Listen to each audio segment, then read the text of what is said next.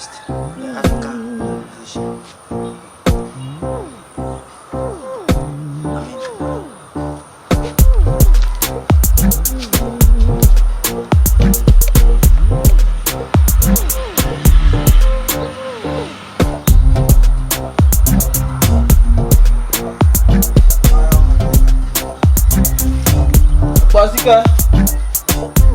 Bosika. Oh, Aboska. Oh, anye babana. Mo ma babana.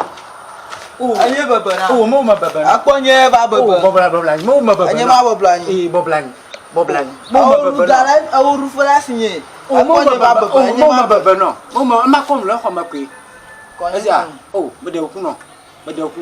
Esi amade okuno. Konya anye ga kun ma ho e. Mede okuno. Makogono. Esi amade okuno. Akonye ma gbona kwa. E ko va babana. Oh, onu ma ko lo ko ma. E fe rulentinye. E ma babana. Oh, onu ma ko lo ko ma. Esi amade okuno. Ma honya ga. Esi amade okuno.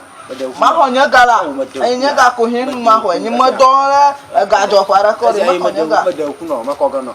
Chu. Makogono. Ma voa wala ntolo. Oh, mede okuno. Esi amade okuno. Kama kwa fa. No problem la. Oh, no problem. Esi chalo afo pa no problem be mako school. Mede okuno. Konya kan me. Oh, mede okula. Makogono. Nka kene ninkyo. Makogono. Nka kene ninkyo. Acho ha yi na ba ncho ni cho ha. E fi e ponya baba. Oh, me baba mo. Nye ka kuma ho. An me be mako la kwamala. Esi amade okuno. Esi amade okuno. Oh, na fo pa na magare ke kwa school. Kama honya ga. Wa vuvu magare ke kwa school. Magama. Kala be ni ma. E fi e wo ponya baba. Ponya baba. Oh, mede okuno la. Oh, amamela sinyo toganu. Esi amade okuno. Amamela sinyo toganu. Ma honya ga. Nye ga kuma ho. Mede oku. Esi oh ponya mblani. Basi agbecho nicho. Basi agbecho nicho. Akam ha nicho. Oh, makogono. Nyama dole gajra ro fara ko. Nye ga kuma ma ho. Mede okuno. Esi alo ma vuvu awo. Kama no ton la. Na vuvin magama poga ton mako isuko. Kama honya ga. Mede okuno. Esi amade okuno. Na vuvin de magama poga ton mako isuko. Esi Egbie echo mlegono. Makogono. Echo ma arofolo. Makogono la. Echo ma arofolo. Echo mo feli go makogono. Esi makogono. Nyama ga pogo echo na ga gbon be kama ke. No nyama nyama se golo. Esi amade okuno. Fi e ponya baba. Wo men ma baba won me makola kwama. Anu me mako. Esi amane ma baba. Esi amade okuno.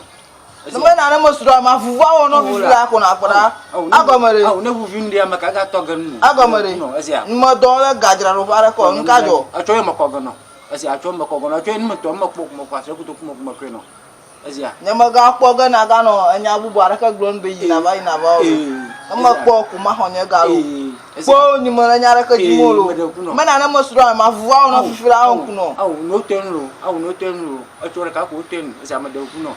Gar kamala sino. Acho la ro ga ho. Aro vo ho. Aga ro ga e. Amade okuno. Mi godoga. Esi amade okuno. Mi godoga. Amade okuno. Akonye ba baba mi godoga. Man baba esi amade okuno. Mi godoga. Amade okuno. Enyingi ya. Amada ho bio. Sasa. Ke gar kamala sin do anya wu makpo ga mai su ko hawa. Enyingi ya. Alaka tu oga mala. Amala sin yo ka ma twene ma wu po. Su ku ye dama na do anya wu me su ko ha mi to afem ka ke nya do anya wu be sia gbe. Yo kama juma shi ko ma makbara.